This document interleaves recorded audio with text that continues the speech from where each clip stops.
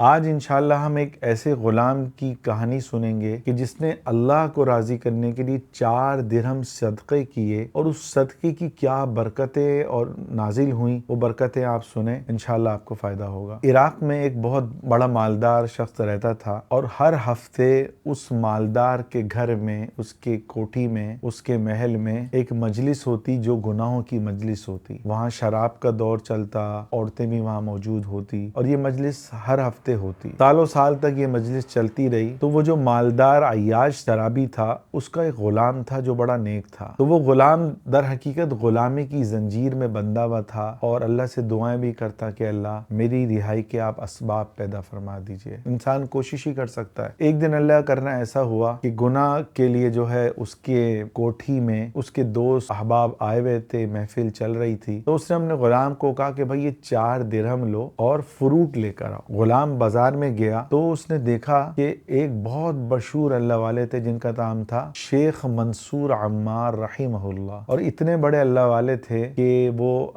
شہر شہر جا کے بیانات کرتے، لوگوں کو اللہ کے قریب کرتے، اور سب سے بڑی بات وہ مستجاب الدعا تھے کہ جو دعا کرتے اللہ اس دعا کو سنتا۔ اس غلام نے بھی منصور عمار رحمۃ اللہ علیہ کی جو ہے بڑی کرامات سنی ہوئی تھی کہ بڑے اللہ والے ہیں۔ تو جب اس غلام نے ان کو دیکھا تو یہ شیخ کے قریب ہوا، تو شیخ نے چہرے کو دیکھ کے کہا کہ بیٹا تم اللہ کی رضا کے لیے مجھے 4 درہم دو، پھر تم 4 دعائیں کرنا، میں اس پر آمین کہوں گا، اور انشاءاللہ مجھے امید ہے کہ اللہ تمہاری ان 4 دعاؤں کو قبول کرے گا۔ اس غلام نے 4 درہم خوشی خوشی دیے۔ پھر منصور عمار رحمہ اللہ نے پوچھا کہ بیٹا تمہاری پہلی دعا کیا ہے؟ تو کہا کہ میرا جو مالک ہے وہ بڑا سخت ہے، آپ دعا کریں کہ مجھے غلامی کی زنجیر سے آزادی مل جائے۔ شیخ منصور رحمۃ اللہ علیہ نے سنا تو کہا کہ آمین، اے اللہ اس دعا کو قبول فرما دیجئے اور شرف قبولیت عطا فرمائیے۔ پھر جو ہے شیخ منصور رحمۃ اللہ نے پوچھا کہ دوسری دعا کیا ہے؟ وہ کہنے لگا اللہ مجھے ان 4 درہم کا بہترین نعم و بدل عطا فرمائے۔ تو شیخ منصور نے کہا آمین۔ پھر پوچھا تیسری دعا کیا ہے بیٹا؟ تو کہنے لگے اللہ میرے مالک کو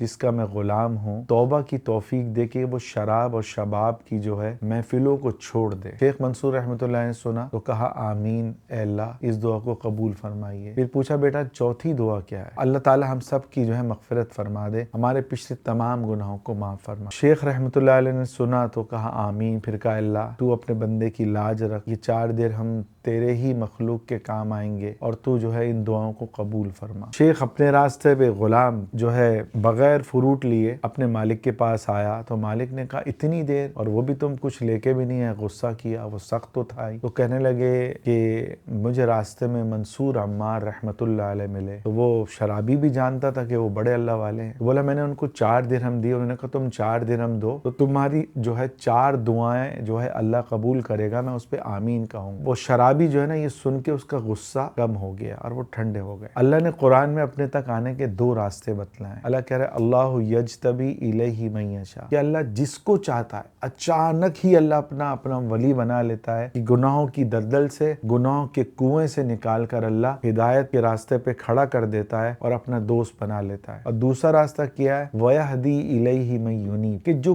کوشش کرتا ہے اللہ اس کے لیے بھی راستے کھول دیتا ہے۔ کوشش کرنا کیا؟ اللہ والوں کے بیانات سننا، ان کی مجلسوں میں جانا، قرآن پڑھنا، ذکر کرنا، تہجد پڑھنا، اور جو ہے گناہوں سے بچنے کی ہمت کرنا، یہ کوشش ہو گئی۔ تو یہاں پر اللہ کی طرف سے جو قرآن میں جو ہدایت کے 2 راستے، پہلا راستہ اللہ نے منصور عمار رحمہ اللہ کی بدولت اس شرابی کے لیے چنا۔ اب کیا معاملہ آگے ہوا؟ تو وہ شرابی کہنے لگا کہ تم نے پہلی دعا کون سی کرائی؟ کہ میں نے یہ دعا کرائی کہ میرا مالک جو ہے مجھے آزاد کر دے، میں غلامی کی زنجیر سے نکل جاؤں۔ دیکھو دل جو ہے نا اللہ کے ہاتھ میں۔ اللہ کے نبی صلی اللہ علیہ وسلم کی ایک حدیث ہے کہ انسانوں کے دل اللہ کی 2 انگلیوں کے درمیان ہے، یقلبھا کیف یشاء، کہ جیسے چاہتا ہے اللہ اس کو پلٹ دیتا ہے۔ اللہ کے لیے 1 سیکنڈ لگتا ہے دل کو پلٹنے میں، اس لیے توبہ کی توفیق مانگنا یہ آدمی کثرت سے کرے اگر کوئی گناہ میں ملوث ہے۔ کچھ پتہ نہیں کہ اسی وقت جو ہے قبولیت دعا کا موقع ہو اور اللہ آپ کی دعا سن لے۔ تو وہ شرابی کہنے لگا میں نے تجھے اللہ کے لیے آزاد، حالانکہ تھا شرابی، لیکن جب اللہ کی محبت آ جاتی ہے نا تو خود راستے بن جاتے ہیں۔ خواجہ مظلوم رحمۃ اللہ علیہ کا شعر ہے، سن لے اے دوست جب ایام بھلے آتے ہیں، اچھے دن آتے ہیں، اپنے ملنے کا راستہ وہ خود آپ ہی بناتے ہیں۔ اللہ اپنے سے ملنے کا راستہ خود بنا دیتا ہے۔ تو پھر کہا کہ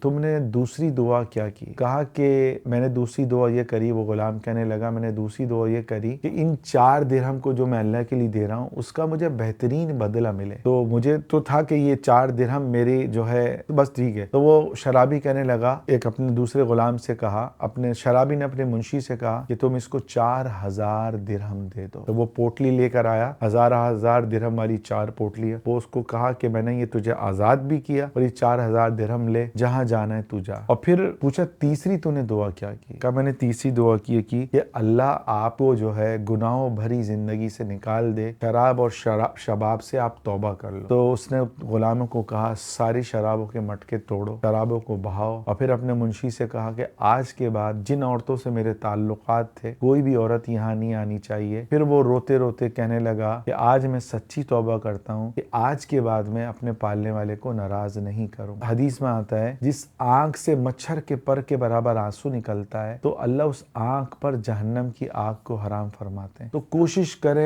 کریں کہ توبہ کی توفیق، اچھا چلو ٹھیک ہے، کوشش کریں کہ رو رو کے اللہ سے اپنی ہدایت کی دعا مانگ۔ اور چوتھی پھر پوچھا آپ تم نے کیا دعا کروائی؟ کہا میں نے کہا کہ اللہ تعالیٰ میری، میرے مالک کی اور جو ہے منصور عمار تینوں کی اللہ مغفرت کرے۔ تو وہ شرابی کہنے لگا یہ میرے ہاتھ میں نہیں ہے، یہ تو اللہ کے ہاتھ۔ جب رات کو یہ شرابی سویا تو ایک غیبی آواز اس نے سنی جو کہہ رہی تھی کہ جو تمہارے اختیار میں تھا تم نے کرا اور بہترین انداز میں کرا، اور اب جو اللہ کے اختیار میں ہے کیا تم یہ گمان کرتے ہو کہ اللہ وہ نہیں کرے گا؟ پھر کہا اللہ نے تمہارے غلام کی اور منصور عمار کی مغفرت کر دی۔ تو میرے عزیزوں، اللہ کی ذات عالی بڑی رحم کرنے والی ہے، اور یہ واقعہ بڑا مستند واقعہ ہے۔ نزہۃ البساطین ایک کتاب ہے جس کے بارے میں حضرت تھانوی رحمۃ اللہ نے فرمایا کہ وہ جو اس کو پڑھ لے گا اس کا دل اللہ کی محبت سے بھر جائے گا۔ تو کوشش کریں اللہ والوں کے واقعات سنیں، تو اس سے کیا ہوگا، ہمارا دل نرم ہوگا اور جو ہے ہماری ایمان کی بیٹری چارج ہوگی، پھر گناہوں سے بچنے میں بھی مدد ملے گی اور عبادت کی بھی توفیق ملے گی اور عبادت کی لذت بھی ملے گی۔ اللہ تعالی ہم سب کو جو ہے سچی توبہ کی توفیق عطا فرمائے، اور کوشش کریں ثواب کی نیت سے، صدقہ جاریہ کی نیت سے اس کو زیادہ سے زیادہ پھیلائیں۔ کیا پتہ اس کو آپ کے پھیلانے سے ایک بندہ بھی توبہ کر لے تو اس کی توبہ کا ثواب آپ کے کھاتے میں اور میرے کھاتے میں لکھا جائے گا۔ اللہ تعالی ہمیں عمل کرنے کی توفیق عطا فرمائے۔